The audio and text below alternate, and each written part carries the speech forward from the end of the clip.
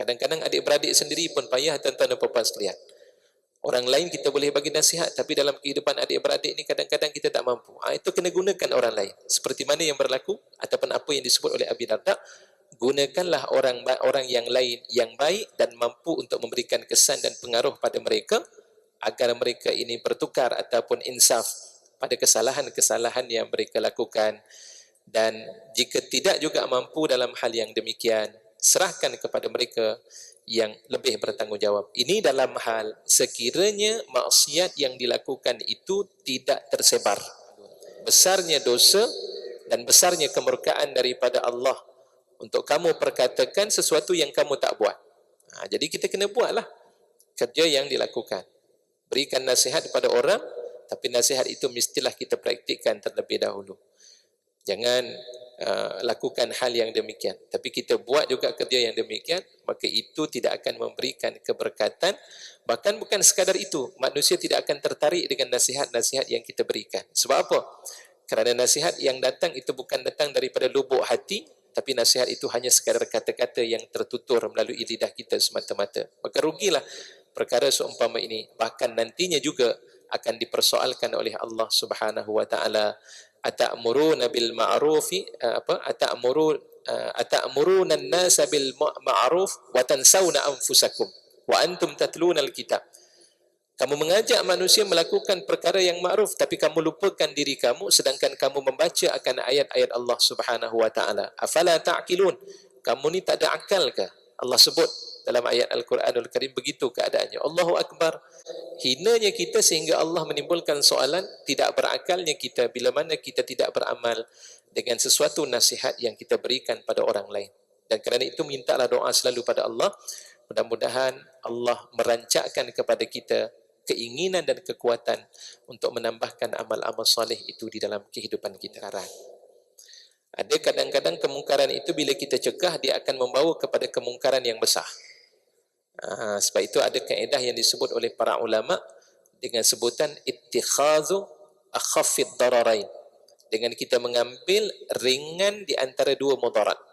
Dua-dua perkara maksiat, tapi maksiat yang kedua lebih besar, kita terpaksa melakukan maksiat yang pertama yang lebih ringan hukumnya berbanding dengan keduanya. Subhanallah. Contoh bagaimana ya? Dia sebab kita tak nampak dia punya suasana tersebut. Okay, kita lihatlah contoh dalam kehidupan kita. Suami pada saat ketika itu dalam keadaan kita bersendirian sebagai seorang isteri, melihat ketika itu suami minum arak, dan waktu itu kita nak bagi nasihat pada suami, tapi memang kita tahu kalau suami minum arak, waktu itu kita berikan teguran kepadanya, maka pada saat yang serupa ketika itu kita akan dibunuh. Contoh, ini contoh. Bunuh adalah satu mudarat yang besar. Minum arak juga adalah merupakan satu mudarat. Maka pada saat ketika itu, kalau saya lakukan, Ustaz, kalau saya bagi nasihat pada suami saya minum arak, saya dibunuh. Maka apa tindakan yang perlu saya lakukan ketika itu? Yang pertama, pada tindakan ketika berlakunya maksiat tersebut, kita tidak perlulah untuk mencegahnya ketika itu, maksudnya tak berikan teguran, sebab kalau saya tegur, saya akan dibunuh. Maka bunuh itu lebih berat berbanding dengan minum arak tersebut. Biarkan dahulu perbuatan yang dilakukan, tapi pada saat yang serupa, kena ada sifat daripada diri kita untuk mencari jalan bagaimana nak menyelesaikan masalah tersebut. Bukan tak ada jalan, ada jalan dia. Caranya bagaimana? Mungkin bukan kita yang menegur, bagi tahu kepada teman-temannya yang mungkin mampu untuk memberikan teguran kepadanya, dengan merahsiakan siapa yang memberitahu dan membocorkan rahsia tersebut, ataupun memberitahu kepada pihak berkuasa yang dia telah melakukan hal seumpama ini. Saya teringat ada kisah, ini pun cerita ketika kami membuat satu intipan, kami buat satu siasatan dengan cerita tentang ajaran sesat yang berlaku. Kami tak dapat maklumat, sebab memang ajaran sesat ni, kebetulan pula ketua ajaran sesat ni bekas polis. Dia tahu bagaimana cara untuk menyembunyikan perbuatan-perbuatan sesat yang dilakukan ketika itu. Sehingga kan ada pihak polis sendiri yang ditugaskan sebagai SB di kawasan tersebut pun tak dapat maklumat. Bila kami tanya, tuan dapat tak maklumat berkaitan dengan hal tersebut? Setakat kami tengok perjalanan macam biasa, tidak ada unsur-unsur yang berlaku. Akhirnya serah pada kami juga. Ustaz siasatlah. pergi lihat sendiri. Allahu Akbar. Kalau pihak polis tak dapat, kami lagi lah tak dapat ketika itu. Jadi caranya bagaimana? Alhamdulillah waktu itu isteri kepada salah seorang pengikut. Isteri salah seorang pengikut, itu dia ada maklumat berkaitan dengan kerja suaminya ketika itu. Setiap kali sebab dia ada grup, dia punya kumpulan WhatsApp dia tu. Dalam grup itu dia akan sebarkan segala maklumat-maklumat tersebut. Si isteri ni, waktu suaminya tidak ada bersama dengannya, dia akan ambil segala bentuk isi kandung yang ada pada WhatsApp tersebut, dia hantar pada kami. Di situlah tindakan-tindakan yang kami dapat, dan bila kita dapat tindakan tersebut, barulah kita akan memanggil kumpulan-kumpulan ini untuk disiasat dan diberikan tindakan sewajarnya jika sekiranya terbukti yang mereka melakukan kesalahan tersebut. Kerja isteri tadi, isteri tak bagi nasihat pada suami. Dia tahu suami kalau buat bagi nasihat, mungkin dia akan dipukul. Bahkan mungkin lebih teruk daripada itu. Tapi si isteri mempergunakan wasilah dia sebagai seorang isteri bagi mencegah kemungkaran yang berlaku dalam kehidupan suaminya itu dengan menyerahkan segala bentuk maklumat-maklumat yang diperolehi itu kepada pihak yang bertanggungjawab dan mampu untuk menyelesaikan masalah tersebut.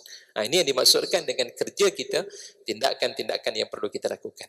Kata Abi Darda, sedikit lagi, Abi Darda radhiyallahu anhu mengatakan dalam hal ini, untuk memberikan teguran pada kemungkaran seseorang yang melakukan itu, janganlah dilakukan secara terang-terangan. Sebab perbuatan menegur secara terang-terangan itu akan memalukan dirinya. Bagi nasihat, jangan tegur depan orang, jumpa, kalau boleh bertemu dengannya, ataupun menghantar WhatsApp, ataupun menghantar maklumat, bertanya padanya, betulkah begini, itu cara dan kaedah uslub dakwah yang perlu untuk kita sampaikan kepada manusia. Bab nasihat itu perkara penting.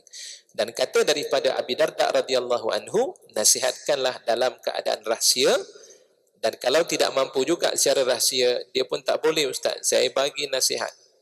Kadang-kadang adik-beradik sendiri pun payah, tuan-tuan dan puan-puan sekalian. Orang lain kita boleh bagi nasihat, tapi dalam kehidupan adik-beradik ni kadang-kadang kita tak mampu. Itu kena gunakan orang lain. Seperti mana yang berlaku ataupun apa yang disebut oleh Abi Darda, gunakanlah orang yang lain yang baik dan mampu untuk memberikan kesan dan pengaruh pada mereka agar mereka ini bertukar ataupun insaf pada kesalahan-kesalahan yang mereka lakukan.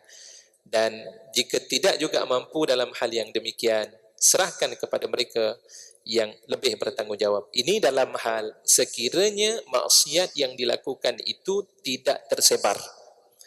Adapun maksiat yang tersebar, dia perlu juga dicegah dengan cara menyebarkan juga. Ini yang disebut dalam hadis Nabi SAW. Rasulullah menyebut, kullu ummati mu'afa, setiap daripada umat aku ini mereka dimaafkan, illal mujahirun, melainkan orang yang memperlihat-lihatkan dosa-dosa yang dilakukan oleh mereka. Dia tunjuk dosa tersebut, dia buat perkara tersebut. Maka dalam bab tersebut kita perlu mencegah juga dalam bentuk terang-terangan. Isytiharkan, minta kepadanya untuk dia mengisytiharkan, dia bertaubat pada Allah. Kalau dia tak nak bertaubat, maka ajaran mereka ini perlu untuk kita sebarkan dan menyatakan apa kesalahan-kesalahan yang telah pun dilakukan oleh mereka dan apa kesesatan yang berlaku, sekalipun mengaibkan orang tersebut. Sebab apa?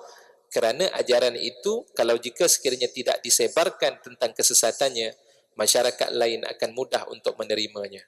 Contoh, berkaitan dengan dulu, tuan-tuan dan puan-puan pernah tak ingat tentang Rasul Melayu, Haji Kahar tu, Rasul Melayu. Dia telah bertaubat, tapi pada saat yang serupa, alhamdulillah, taubat dah, keluar daripada penjara ketika itu, rupa-rupanya dia meneruskan lagi perjalanan dan juga ajaran yang disampaikan. Kami baca buku dia, tebal, lebih kurang dalam 1000 lebih. Sebab waktu itu saya diminta untuk mengulas berkaitan dengan kitab beliau. Memang pening lah. Hari Jumaat saya terima dan diminta, ustaz tolong buat ulasan berkaitan dengan kitab tersebut pada hari Isnin. Memang tak tidur daripada Jumaat, Sabtu, Ahad. Duk tengok sedikit, baca. Sebab baca kitab orang yang mengajar sesat ni tuan-tuan, dia bukan macam baca kitab Tanbihul Ghafilin. Baca kitab Tanbihul Ghafilin ni seronok kita baca. Tapi kalau baca kitab orang sesat ni, kita nak cari apa kesesatan tu memang pening kepala. Dah tengok ayat ni boleh tak, ayat ni boleh. Kalau kita tengok di Selangor ni, kita ada enakmen jenayah syariah. Dan di situ ada beberapa klausa. Section berapa. Itu kita nak menasabahkan, nak kaitkan kesalahan dia pada section berapa tu dia memerlukan masa yang teruk. Dan kemudian terpaksa kita sebarkan kepada orang ataupun kalangan masyarakat untuk mereka kenal ni simptom-simptom ajaran yang disampaikan oleh ajaran tersebut. Tujuannya apa? Supaya manusia tidak terjebak dengan ajaran-ajaran seumpama ini, dan inilah di antara salah satu langkah yang perlu dan wajib untuk kita laksanakan, sebab kerja kita adalah untuk mencegah kemungkaran-kemungkaran itu berlaku. Dan pada saat yang serupa, mudah-mudahan dengan usaha tersebut itu Allah Subhanahu wa taala akan memberkati perjalanan hidup kita, insya-Allah.